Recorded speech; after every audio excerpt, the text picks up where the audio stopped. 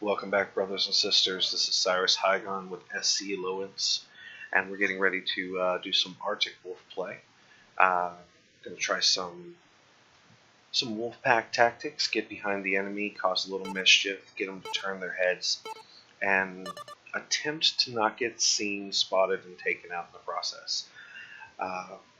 Solar City will probably be not the most ideal map for us because we will be using ATMs as one of the primary sources of damage, but we can probably offset that with the direction and angles that we decide to take. And given this map's current newness, you typically have a lot of people who will funnel towards the middle here, so we could take advantage of that by playing in the flanks, but we'll see how that goes. Hey there guys, I'm SCLowenhertz, and we're going to have some fun today, aren't we? That's the plan. Yeah. So this tactic really did come to mind after I looked over the Arctic Wolf, and I fell in love, dude. That mech is just brilliant, in my opinion. It's a beautiful mech, especially 9 missile slots with missile quirks is a huge deal. So on a medium mech that can hit 113 kilometers per hour.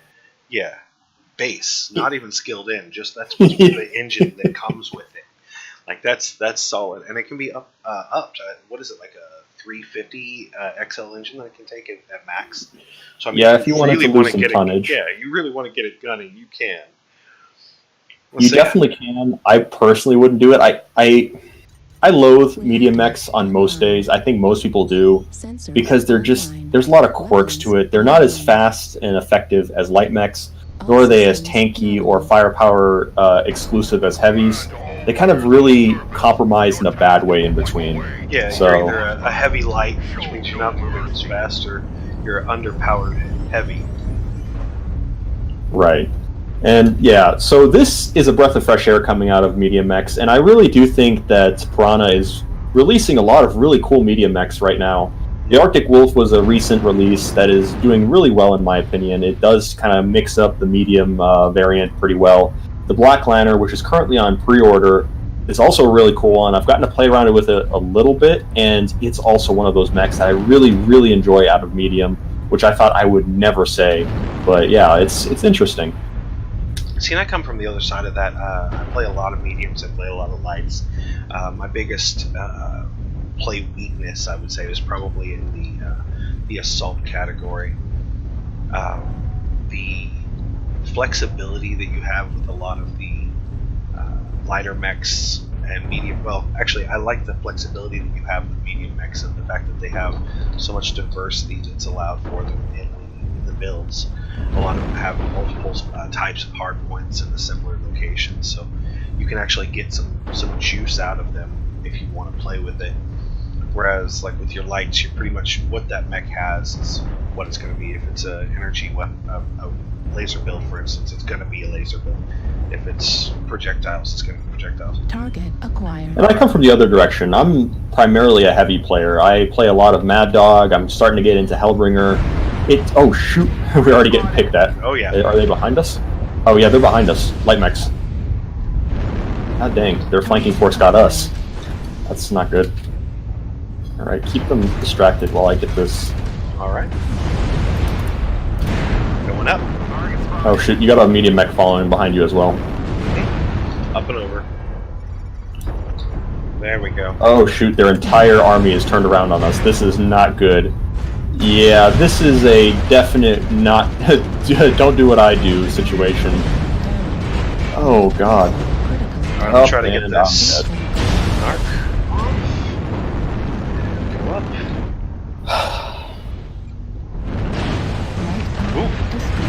Yeah, this is definitely a how not to do Wolfpack tactics example here. Yeah, well, it's just bad luck. Yeah, I mean, partially bad luck, partially us not really paying attention to what we were doing.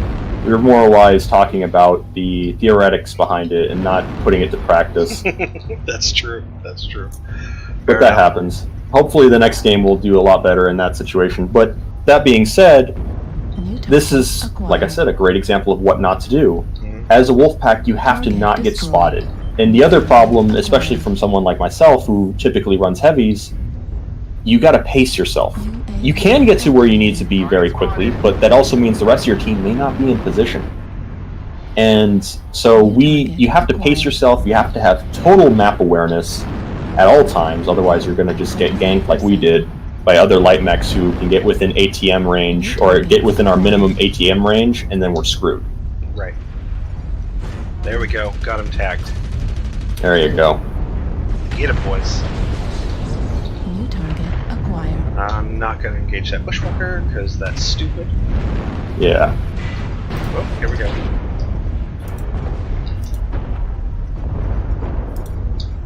Yep. If he would just go ahead and take the hits for me. I'm just going to hide behind this Highlander and provide a little bit of damage amplification. Yeah. I mean, that is a way to actually, how do you put this? Play this mech as well. Because what we were just doing, we were pairing up 2 Arctic Wolves, and you can do it up to 4 Arctic Wolves. We've done about 3 so far, and done really well at it. If you have Arctic Wolves together, that's one thing, but you can actually use them as fire support for other mechs as well.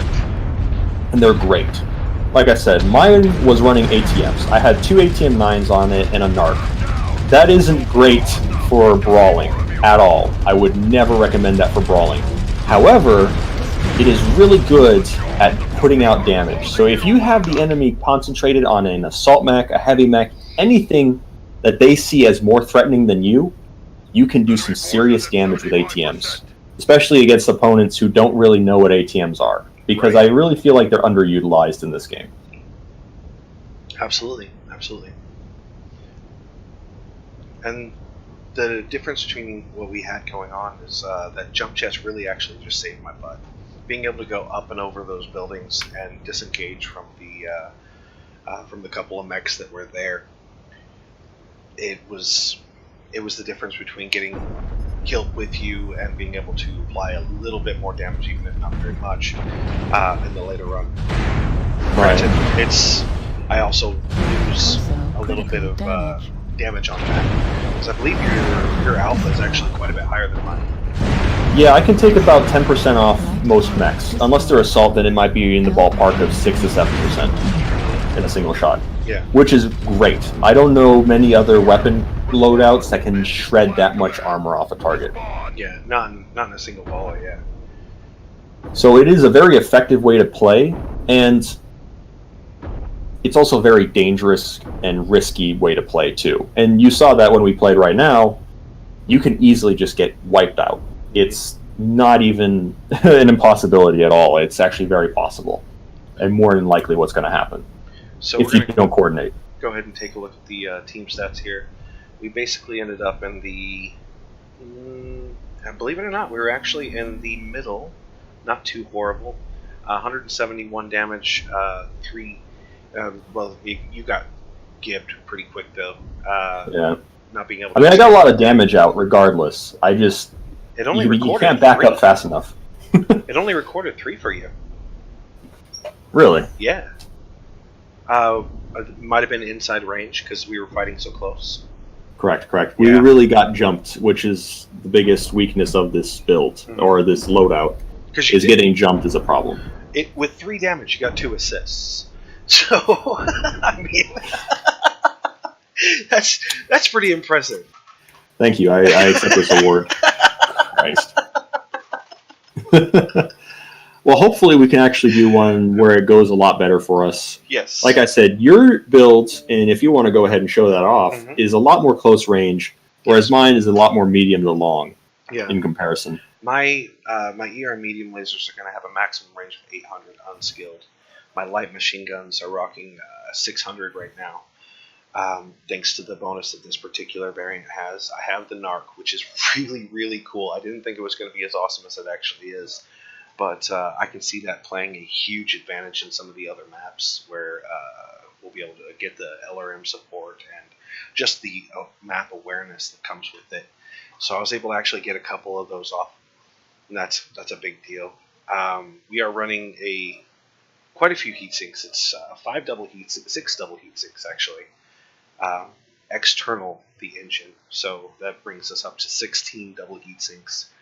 which is Christ. quite a bit. Yeah. And But the problem, once again, with medium mechs is that investment in heat sinks is a lot of tonnage. Yes, it is. That could be put other places. Absolutely. Just by dropping a couple of those, I could easily bump these up to the the pulse lasers, medium, and that would amplify my damage quite a bit, even if it brings my my range down. In the long run, I'll probably see that happen as I start getting better into the skill tree. This is fairly new mech for me, so it's got 6 skill points allocated at the moment, which are all in operations for the reduced heat.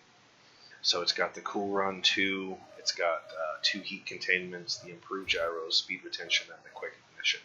And I plan on going through and getting cool run 1 with the hill climb and heat containment 2 to be able to get a little bit more longevity. In that last match, I actually managed to stay fairly cool. I didn't actually shut down, which has been a problem the last couple of matches previous to this. But once that's done, I'm probably going to move into mobility, since we are kind of playing the heavy light mechs rather than the light heavy mechs variant of the mediums. And I think that will provide a lot more longevity for the mech. And then, well, at the same token, we are also running equally as fast, or if not faster, than most light mechs. Mm-hmm. Unless you're a piranha, then a piranha is just gone. But right. That's a piranha for you. Right. Absolutely. So being able to get that extra little bit of speed with the increased firepower that comes with the weight that we have available to us, will probably be able to increase the overall efficiency of the mech and how much damage we'll be able to throw out there and have a little bit more oomph for our play. Absolutely.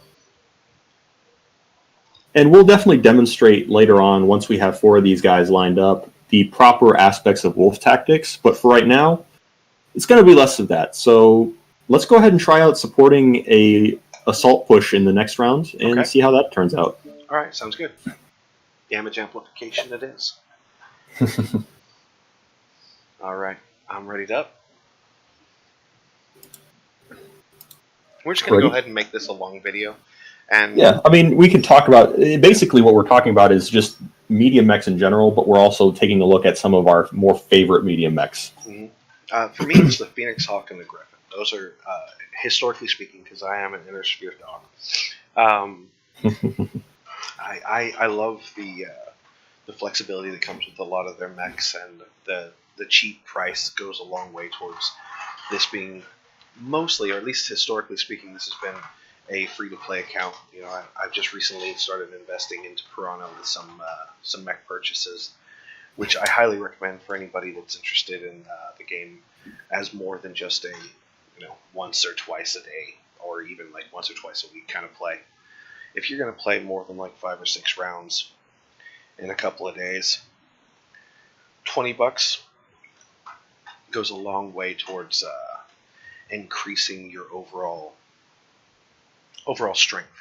One champion mech that you actually like playing, or one hero mech that you actually like playing, will give you those C-bills a lot faster. And if you don't have the money to spend, I highly recommend keeping your eye on the opening window, which will show you the events that are going down. Piranha is constantly throwing out new events that allow for you to pick up MC, which you can use to buy those variants. They have the occasional, very large challenge that will allow you to actually just pick one of the mechs if you accomplish all the tasks. So it really comes down to having the, if you're playing a lot, it's worth it. If you're not, if it's just something you do, for 30 minutes to have some fun and blow off some steam, then do that, and have your free account and enjoy the game the way it is. But if you're wanting to take that extra little step up, paying attention to those bonuses and such, that'll give you, or the challenges rather than bonuses, will give you a huge bonus. That I recommend personally, and this is something I recommend more to some of the people who've been with this game a while. Go to the store on the actual web page for MechWarrior Online and take a look at what's coming out. Personally, I just recently bought the Black Lantern, and that came with 30 days premium time. You will increase the amount of C-bills and everything else you get by a lot just doing that alone. And plus, you get a cool new mech out of it that most people won't have prior to you. So it has its benefits, definitely. And they're a lot cheaper than you would have to spend for a single mech, and you get like 3 out of the process. So you can even sell 2 variants that you don't want and keep the rest.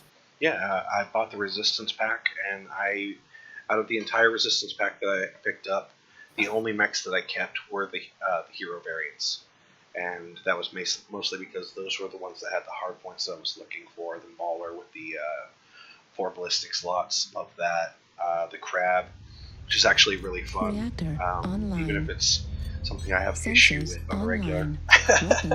It runs super hot. Yeah, heat management is definitely a pain. Luckily, with my current build with the 2 ATM-9s, I haven't had a whole lot of heat problems. I have yet to overheat with this mech, just because I really have no reason to. Right. Anyway, so let's go ahead. As we previously mentioned, we'll be supporting the Assault Lance in this mission, although it doesn't look like we really have one, Yeah, what I can see. Huh. Wow, this is a conundrum.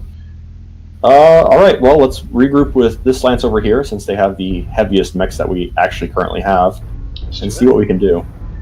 And an ECM to boot, which anyone that watches my channel knows I am a huge lover of the ECM. I don't like ECMs. They stop me from locking on, but that's why we have Narc. Target spotted. Alright. There we go. Narc I actually like. Alright, so the enemy so far has an assault mech. I mean, I would be surprised if they didn't, but I do kind of theorize that they have a lot more assault mechs than we do, because we only have one, and that's a problem. Alright, there we go. Target spotted. PPC. So. It's a Timberwolf. Probably won't do much damage. And well, the guy shooting me is 1,400 away. They're firing PPCs over the top right now. Its optimal range is not that. Okay, so we've got the one Timberwolf, I believe, just right over here. Oh, no, they definitely have a lot more assaults than we do. Yep. New target acquired. Did I actually hit that I Mad got Cat with it? 3,000 Oh my seekers goodness, every if I time hit I that spawn Narc, this I'm map. gonna No, that was stoked. me. Okay, I was gonna say, because I was flying through the air when I did it. Another 3,000. That'd be impressive, yeah. Narc, as a weapon, has a lot of quirks in terms of firing it, because it has drop-off, which is not something you typically have for missile-type weapons, since Narc is technically a missile. It doesn't have propulsion, though. You basically lob it. And yeah, you'll miss more shots with the Narc than you'll actually hit until you figure that out. Or actually how to compensate for that, because, yeah, it is a problem. So I've got 2 targets narked right now, 2 of their assault mechs, and it's not looking great for us, because we only have 1. He kind of was hit. And I'm not sure what we're going to do about that, because assault mechs are typically pretty hard to go toe-to-toe with, especially as medium mechs. Back up! It's going to be an interesting play. Alright, I've got the Mad Cat opened up in the back. Yeah, I'm hitting the Mad Cat from the side right now. I only have 1 ATM left, just because my other one got shot off by LRMs. Okay. Which is the biggest bane to this build, and I would say to most medium mechs in general without AMS. Now, we can take AMS as Arctic Wolves. It's something we have available to us, but once again, you run into the tonnage problem. Do I want to take AMS, mitigate some LRM damage, not all, and lose the potential for damage? And personally, I'd rather take damage over anything else. Right. Acquired. Yeah, right now this is not going well. Warning, incoming. Just because, like I said, that lack of assault mechs is just hard to compensate for. Yeah, no front And line. yeah, and that's another thing, and that's one of those issues I have with Piranha in terms of the way they handle networking and searching for matches and everything else, is that their algorithms are pretty bad sometimes.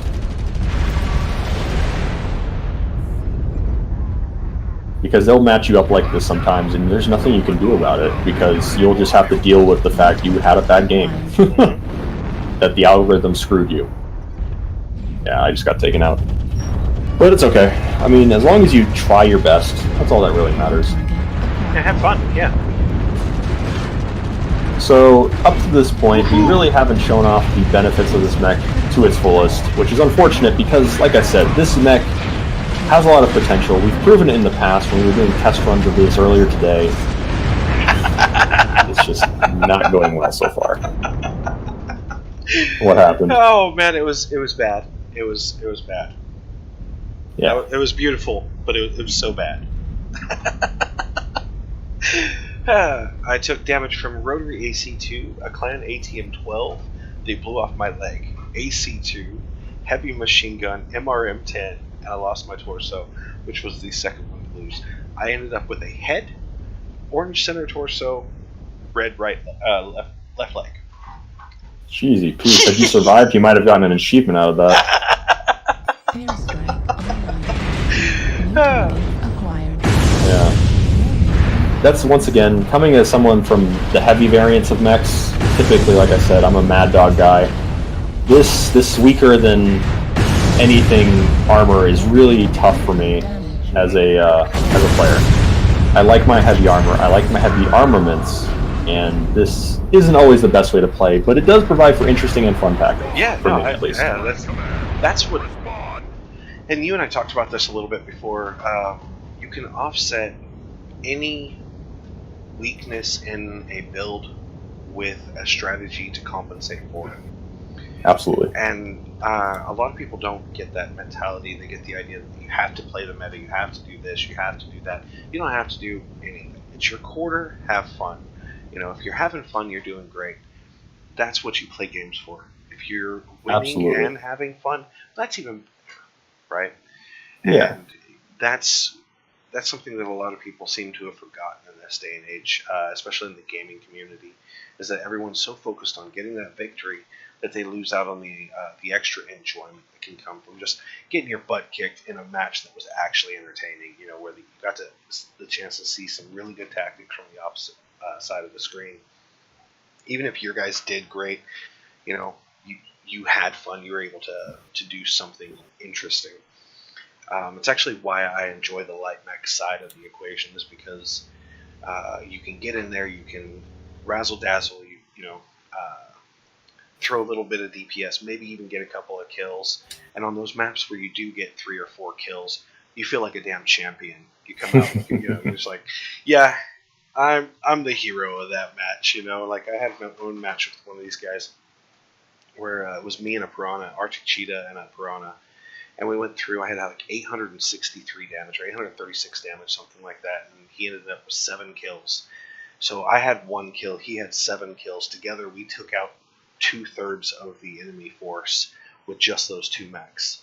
And both of us were like the 700. So we ended up doing like 1,600 damage together. And that is just insane, especially with the light mechs where you're able to concentrate the fire into a particular location. You know, a lot of the bigger mechs, you're going to spread the damage. It's going to go across the mech. And you're going to blow off components. And you're there for the front line. You're there to engage. You're there to absorb. Rocking back and forth is a big deal. And then with the lighter mechs, you're there to dance. That's a funny way of putting that, but yeah. Yeah, you go in and you move as quickly as you possibly can. You know your ins and your outs of your attack path. You pay attention to where the enemy mechs are, and you use the mobility that your mech provides you to survive. Because the moment you stop moving, you're done. It's the dance is over. The game is pretty much rocked against you. And so that's one of the things that I really like. You know, in my Annihilator, when I'm walking around, I can stop. I can just stop there and rock back and forth and throw out my damage. And I'm going to take more damage because of that, but I can still survive for a period of time. I try to do that in my Arctic Cheetah or the Arctic Wolf, and that's it's game over, man. Yeah, that's a pretty good way of putting it. So, I mean, this has been interesting. We didn't get any wins today, but you can't always win every game, and you said that yourself. Mm-hmm. But the tactic is there. The strategy is there. It's just a matter of execution, and hopefully in the future, once we get 4 people running the same mech and we can properly display that for you guys, we'll see more victories. Mm-hmm. But for right now, I mean, I'm having fun. I mean, I got a smile across my face enjoying the game. You know what? That's all that really matters. Yeah. All right, that'll be today's video. I hope you guys all had fun. Jump over to Twitch and check him out. He's SCLowenhertz, and he's got some great content. I'll probably be on there in a little bit, and we'll get some live action going. Have a great day. Thanks for joining us.